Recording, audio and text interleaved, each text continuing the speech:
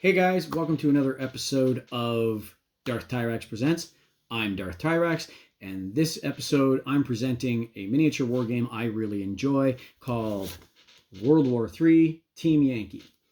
It's a relatively modern era game with modern era equipment based on a novel called Team Yankee from the 80s. The premise is the Cold War goes hot in the mid 80s and the Soviet Union invades Europe. Europe is then defended by the US, Britain, West Germany mainly, but there's other smaller nations like France and Canada get involved. I think Denmark's involved as well. On the other side, you have obviously the Soviet Union supported by East Germany primarily, but I think Iraq and Poland and Czechoslovakia get involved. Really, with the Warsaw countries, a lot of the equipment's the same, where on the NATO side, everybody has their own stuff. Now, the game is actually really fun to play. You usually play on a 6x4 table, as most miniature war games do. The scale, however, is 1/100, or better known as 15 millimeter scale. Compared to a game like Bolt Action or Warhammer 40K or even Star Wars Legion, it's about half that size, maybe a little bit smaller, depending on exactly which game you're talking about. And it's more than double the size of a BattleTech, which is at 5 to 6 millimeter scale. Now, the game itself is fairly simple to learn.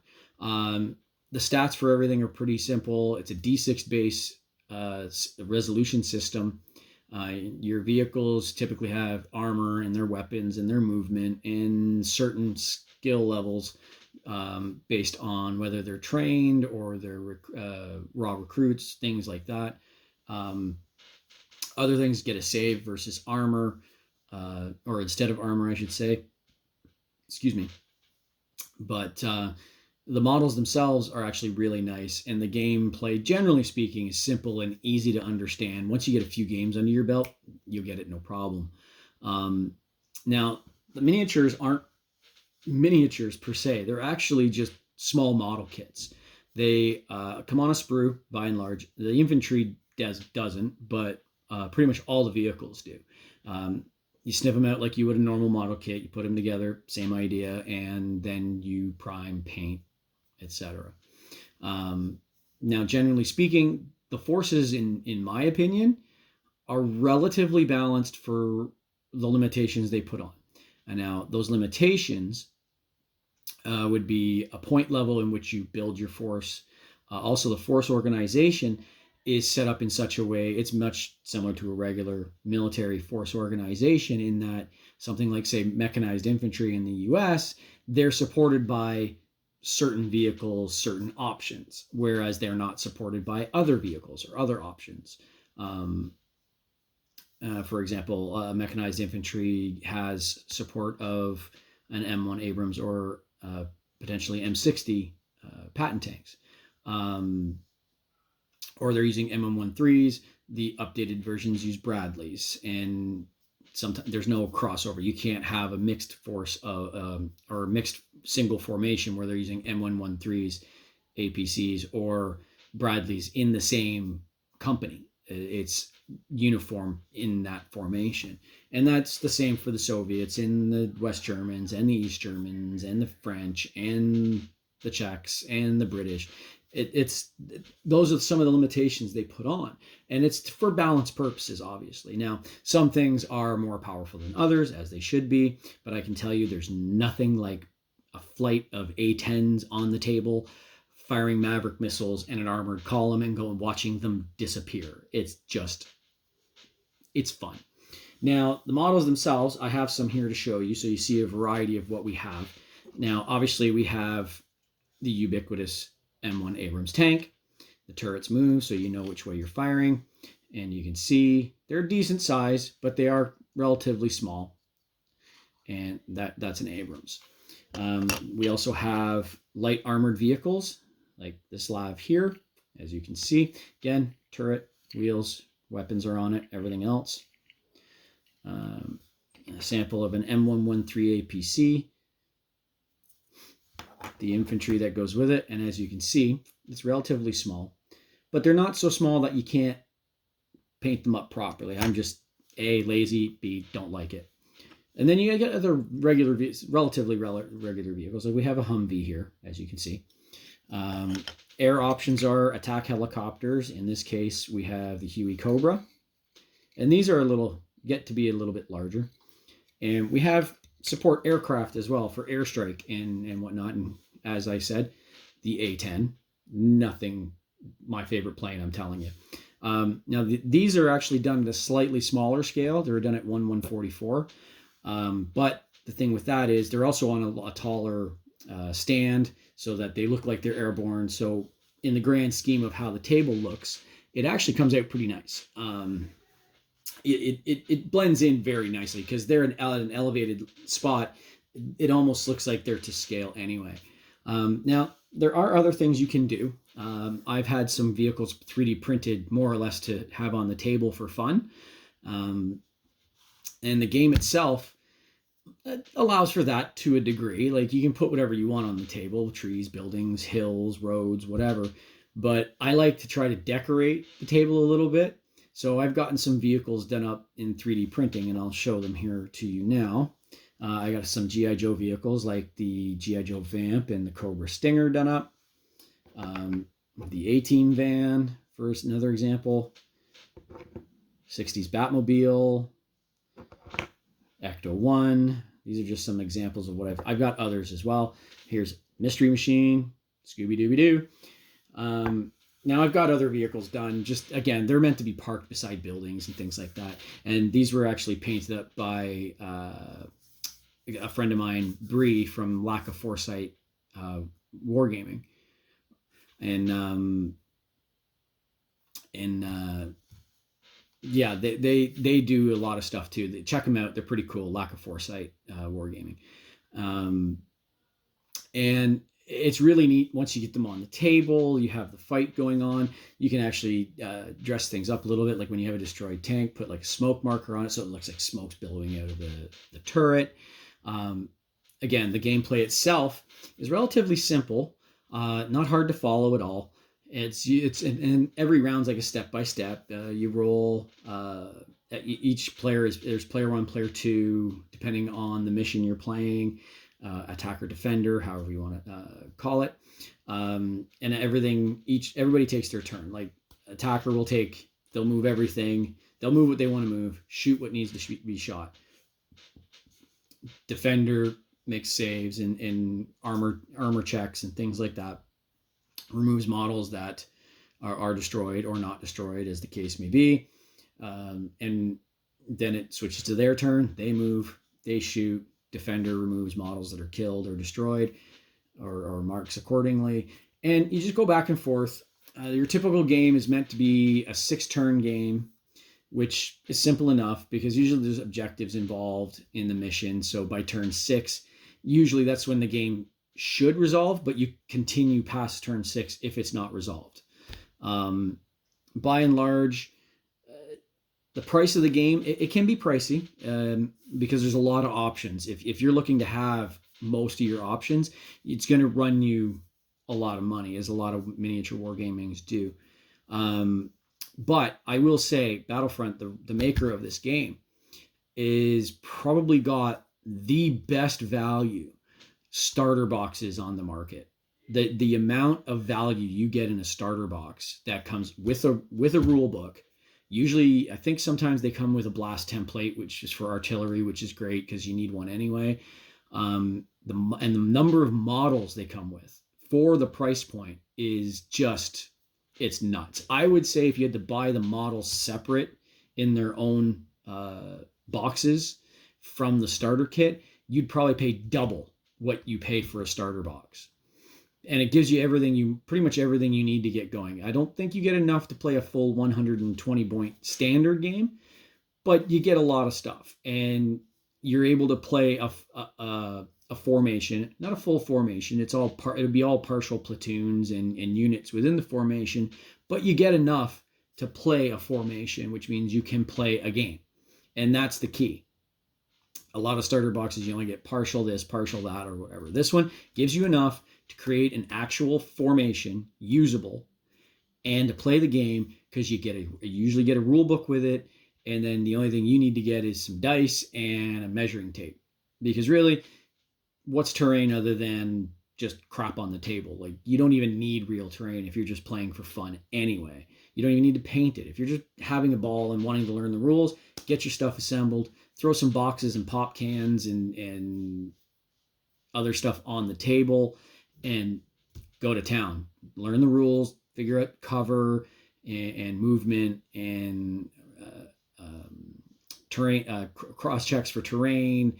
Learn the stuff you have. I would recommend maybe filling out what comes in the starter box first and get used to playing that before you start adding in a lot of the other options. That way you have something core that you know, and then you can start adding stuff in. Once you've filled out that, you add more in. Like, I added airborne, I added Marines. Well, the Marines and the airborne, I think, came in the same box, but either way, it's a different force. Eventually I added the labs in, and they're a very different thing to play over, like APCs or scout companies, which are APCs and tanks, and along those lines. But it pays, and you have more fun if you learn what you've got. Because if you have too many options, your brain's gonna like lock up, going, I'm not sure what to do with what. So it's always better to try maybe fill out what you've got with the starter box in this case, and then build from there. Because every army, all the core armies, your core armies of the U.S., West Germany, Great Britain, East Germany, and the Soviet Union, those 5 core armies have a lot of options. They really do. That's why I'll say again, if you buy a starter box rather than one of the more fringe nations involved, just build onto that box and get used to playing that force. And then you can start adding other elements in. Now, there's a couple of things you'll want to get, obviously, like air power doesn't come with starter boxes, I don't think, anymore. They used to, or I think you might be able to get Apaches or Huey Cobras depending on which starter box you get, but you can't get Harriers or A-10s in them, so you'd have to buy those separate if you want that. Artillery units are also separate, so you can get artillery. Artillery is a good option to have, honestly, especially American artillery with all the options they have. But that would be the main thing, is build on that core force you get out of the starter box. And then, get yourself some Harriers, because they're a cheap air option. So not price wise, but points wise for your builds. And they're a little easier to get on the table than the A-10s and things along those lines. And really, if you're getting into this, it's not a cheap hobby. Miniature wargaming is not a cheap hobby to get into for anybody. So if you're going to get into this, you need to understand you are probably going to sink at probably a few $100s in on top of your starter box. So you're probably all in. If you get to a point where you're just playing for fun and you're happy with what you've got, you're probably talking $400+. But it's a hobby worth playing, in my opinion. Like, I play several games, but I have various ways I get my items and my models and stuff. So that's why I'm able to do it. But in general, the game itself is just, it's like any of the games I play. In the end, I'm not playing necessarily to win. Yes, that's the point of a game, is to play to win. But it's like every other game I play. I play all these games not because I want to become Mr. Regional Champion or National Champion or Local Champion or whatever. I play them because I want to have fun. I play them because I want to hang out with people I like. And the camaraderie, that's the thing with me. All through the pandemic, I don't take well to not playing in person. Because for me, the playing is secondary. Playing is the avenue, the venue. The camaraderie with the people I play with is the important thing for me. So that's the kind of stuff you got to ask yourself when you're getting into a hobby like this. Are you getting into it to be serious? If you're getting into it to be serious, you're talking thousands of dollars. This game is no different than any other in that respect. But the starting points are just phenomenally affordable for what the game is and what you get. So just keep that in mind, especially if you like modern warfare. This is a good way to go about it because you have all your modern options. Like I said, you've got your Abrams, you've got your M60s, you got your A10s, you got your Labs, you've got your Bradleys and other modern U.S. equipment. On the Soviet side, you've got your T-72s, your T-80s, your Hinds, your BMPs, and a variety of other vehicles, which are variations of what East Germany use. So there's not much difference there. But like with West Germany, you've got Leo 2s, you've got Martyrs, you've got Tornado aircraft in support. The British are using, I think it's Chieftains in the core army, but they brought in the Challenger 2s. You have your, I think the Warrior IFV is involved, and then they have all their infantry options. So for modern warfare, definitely the way you want to go. The nice thing is they're small enough that they're easily stored as well. Doesn't take much to store them because they are relatively small. You're not talking about tanks this big. You're talking about tanks like, you're not talking about tanks this big. You're talking about tanks like this big. So in that respect, it's really good. Terrain's really easy to get. Most people, surprisingly, will actually use HO scale rail train hobby terrain because it's close enough in scale that it matches up pretty well. HO scale is 187, so it's close enough that on the table still looks just as good, and it's easy enough to make stuff for that. I made several buildings myself, which most people were actually quite happy with when on the table, and you can make it out of everyday materials. Getting things like trees, wish.com is great for that. You can get a big bag of trees for like and mount them on clay and then paint the bases for like $30 all in and have like 100 trees. It great. Making roads and such, easy enough. Use some sandpaper or some construction paper, cut the road out. Looks fine on the table. All you need is a nice green cloth, or if you have a battle mat, because you can get them in the 6x4 size, those work great as well. There are some that have roads and stuff printed on them. So all in all, it's actually pretty easy to get the stuff you need. But like most hobbies, yeah, you gotta be able to afford it. You don't dive into this unless you can, which is just the reality of things, right? Like, you don't get into Magic the Gathering if you can't afford to get cards, and those cards cycle. And it's same with any other games. If you're getting serious into video games, you're spending $70-$80 on a new video game once a new video game comes out. It's all there. It's just if it's a hobby for you, right? So this game is great. It's like I said, it's modern warfare. So if you're into modern warfare, this is probably the game I would go with. Well, it is the game I go with, obviously, but it just gives you so many options, and the kits are nice. They're relatively detailed. Getting terrain is easy. Entry is a really good price point to get into it, and it's in a simple game to learn. So yeah, I can't recommend it enough. So this has been Darth Tyrax Presents World War III Team Yankee, and we'll see you next time. Cheers.